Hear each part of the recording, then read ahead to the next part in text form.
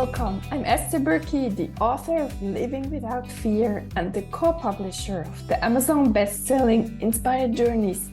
Get in touch with me if you want to start living without fear or writing a book. And please share this podcast with a friend who you know needs to hear this episode. Subscribe to my YouTube channel, write a short review, and rate it on your favorite podcast platform with a lot of stars if you enjoyed it. Thank you so much for your support. This truly means a lot to me. And today, I'd love to take you with me how I coached my younger son, who is 17, and who had his final oral exam in French at high school. And stay with me if you haven't children, because what I taught my son and what he was able to implement, you can use in many different situations in your life.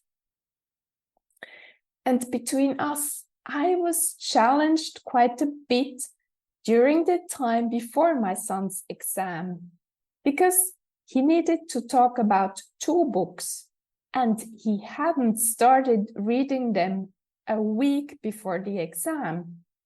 He had preferred to spend his summer holidays without reading.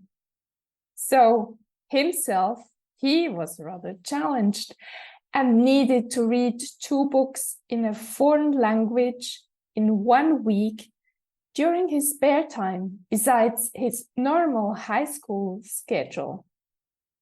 And I know him well. He is a very slow reader. He never reads a lot. And I wasn't sure whether he will make it to finish reading the books before his exam. But he stayed on it, and he finished the 2nd book in the morning before his exam. I was already very proud of him.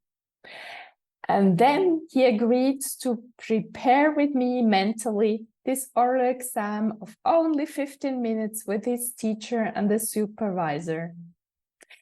15 minutes are short, you agree, but it can also last if you're struggling. And that's exactly what happened to me when I was at high school.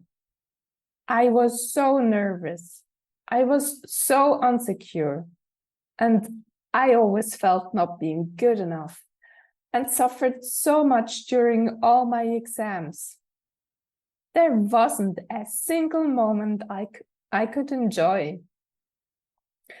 And my goal with my son was to prepare him in advance as well as I could to give him a different experience. So we talked about beforehand how he could bring into the conversation all the thoughts and ideas about the books, the plot, and the transformation the characters did. Because my son had very much enjoyed the first book by Roman Gary, The Life Before Us, and he had found so many insightful passages and messages in this book. So I suggested to my son to ask his teacher during the exam in case she wanted to move on with another question. Do you allow me to add something to what we've been discussing before, which seems also important to me? So that he could speak about all the beautiful messages he had highlighted during his reading.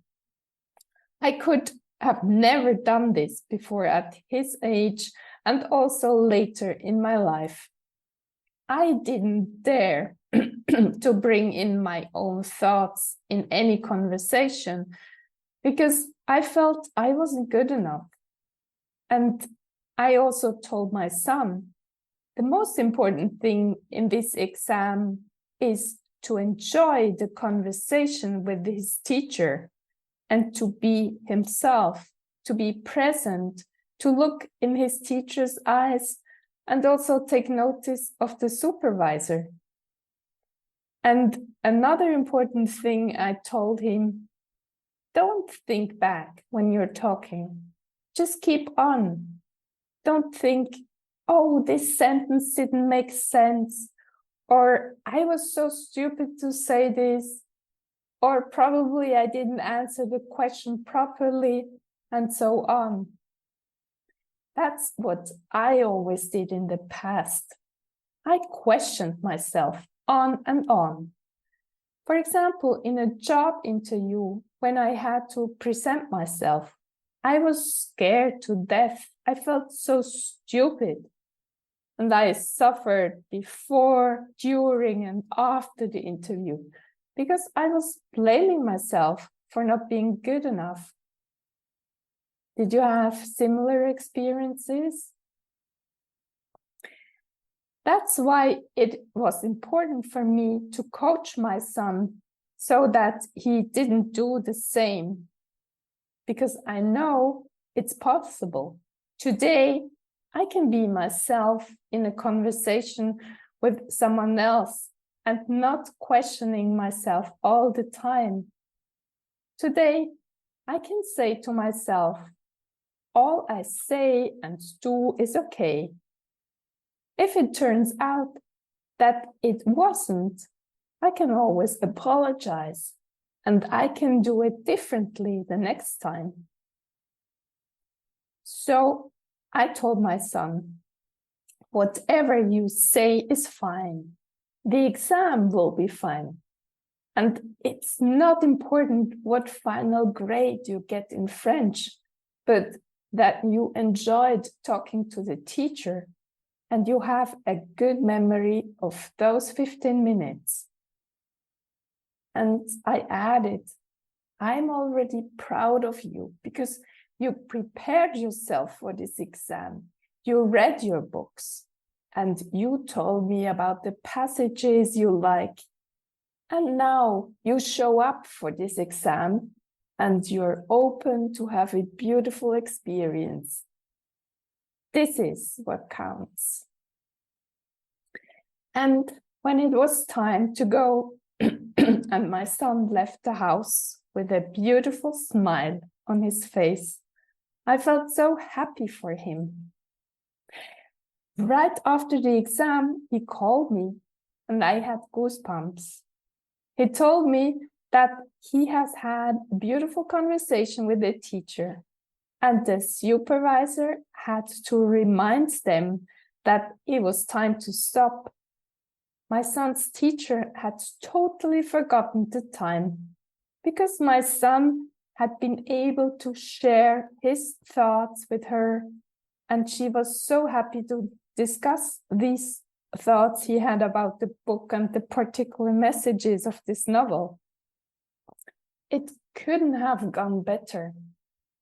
And I was so happy for my son, the teacher, and also for myself, because all my past struggles make sense now.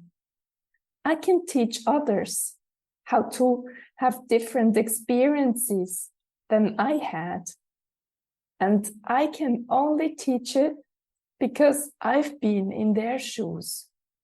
So if you're struggling with something now and you always ask yourself, why me? Why is it so hard?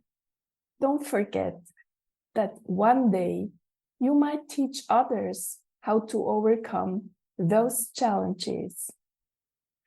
Thank you, dear listener, for spending your precious time with me and being open to learn how to be yourself and not question yourself all the time.